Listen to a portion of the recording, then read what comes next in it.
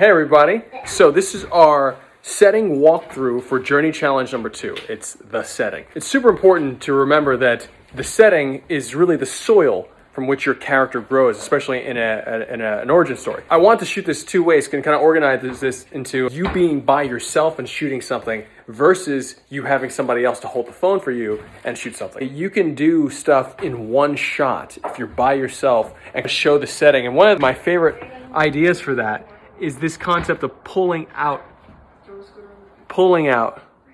to reveal yourself. And obviously I'm looking into the camera right now, so you may not necessarily want to be doing that. There's a front door here too, so this is another opportunity. Boom, we're outside, pulling out, and then you pull in to the scenario. This is really about the setting around your lair and in your lair. That's a one shot, and you can do so many different things with the one shot. I actually really like this kind of shot. And notice that I'm not looking at the camera, because when you're holding it by yourself, you really want to make sure that you don't let your eyes fall into the camera, because then once you do that, you're letting the audience know that you know you're shooting something.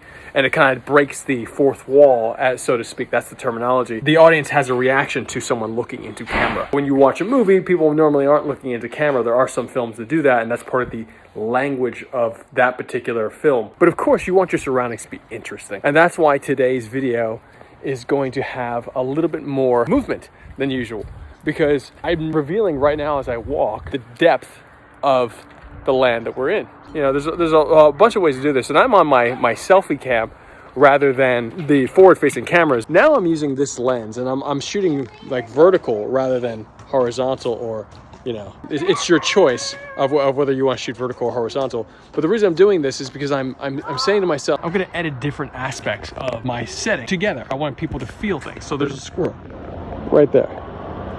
So that's an aspect of the setting. There's a car here. That could say something depending on the music you use. This car can be symbolic of being left behind. Static shots can be helpful too. You can use the environment to cut with other parts of the environment to kind of give you that sense of interconnected texture too. To do JFH challenges, you don't need to edit anything. That's the whole point. All these challenges, if you watch them in succession, will essentially be your own mini movie. If you do choose to edit, that's awesome, and that's you having that much more control over what you're saying. If you are with somebody else, they can shoot for you or you're shooting them. This is another way to help showcase this environment. So AK Wonder's putting on shoes. So, son, we're gonna fast forward to us moving around an environment. Check it out. We have scooters, right? This is my vehicle. The vehicle can be your own body. It can be, in other words, you could just be, I'm getting off my scooter. Now I am the vehicle for you experiencing the backdrop. Remember, I'm not actually looking into the camera right now. I'm looking ahead, because I want the audience to experience me experiencing the environment rather than me talking directly to you looking into camera. So if you want someone to experience you experiencing the action that's at hand, the action of the scene, then you want to keep your eyes away from looking directly into camera. One of the valuable things to think about is how the different textures make people feel. So look at that sunlight.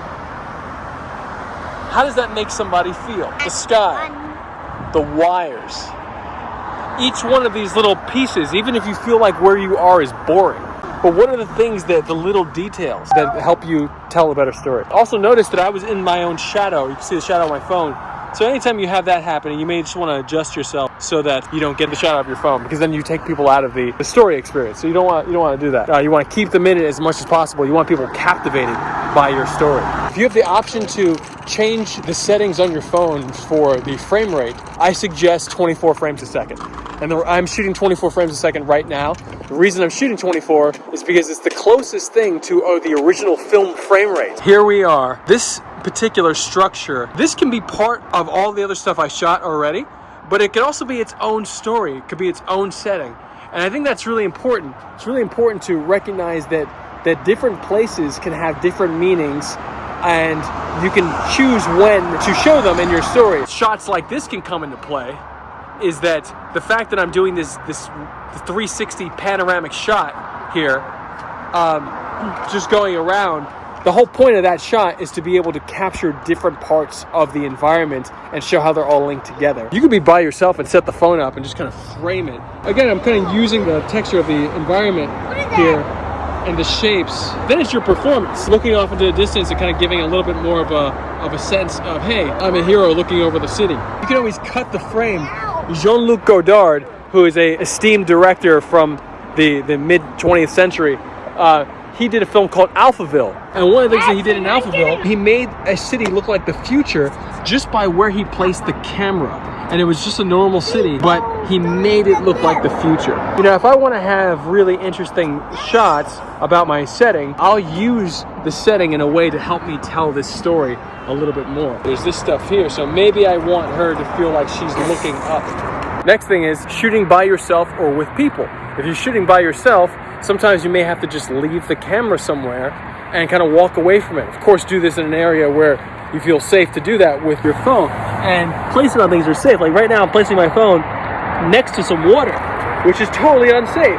So I really don't recommend doing that with your phone. But I needed to do it just to be able to get a little bit more of a shot and walk away from the camera. If you have somebody else shooting you, there's a wonderful way to kind of set the concept of the time of day or night, etc., the surroundings, and then introduce your home or your lair. Of course, panning down, bringing you into the setting, and using the over-the-shoulder or behind-the-back shots to walk. If you have someone shooting with you, on action, AK Wonder's gonna walk, action. We're using this shot to kind of give a sense of the environment.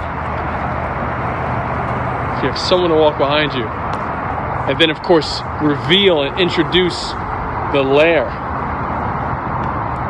Whatever location you want to give some gravity to. If you want to get things done in one shot is super simple. I recommend pulling the camera from outside through your window or through your door, as we demonstrated earlier. And that way you can just get a lot of information into one shot. And of course, for these challenges, we absolutely want to have narration. Now, that is up to you whether or not you want to do that, if you have a different vision for your origin story.